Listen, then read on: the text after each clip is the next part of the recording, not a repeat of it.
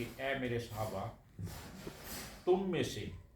میرے نزدیک سب سے بہترین وہ ہے جو اپنی بیویوں کے معاملے میں بہترین ہے، اور سن لو کہ میں تم میں سب سے زیادہ اپنی بیویوں کا جو ہے نا خیال رکھنے والا، ان کے معاملات میں بہتر ہوں۔ ایک دفعہ حضور نبی کرم صلی اللہ علیہ وسلم کی 7 صحابہ کا گھر میں تشریف لائی ہوئی تھی، تو آپ صلی اللہ علیہ وسلم کے ساتھ آپ کی زوجہ جو ہے نا تھوڑی بے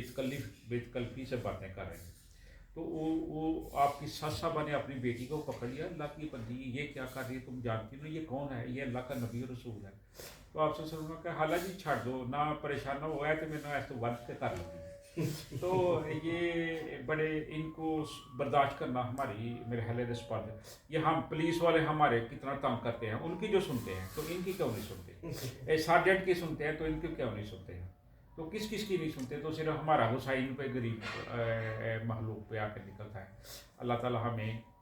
ان کی قدر کرنے کی توفیق عطا فرمائے، اور یہ جو خدمت کاری ہے یہ ہمارے بچوں کی محافظ ہے، ہماری عزت کے محافظ ہیں، ہمارے مال کی محافظ ہے، یہ کچھ چھوٹی بات ہے۔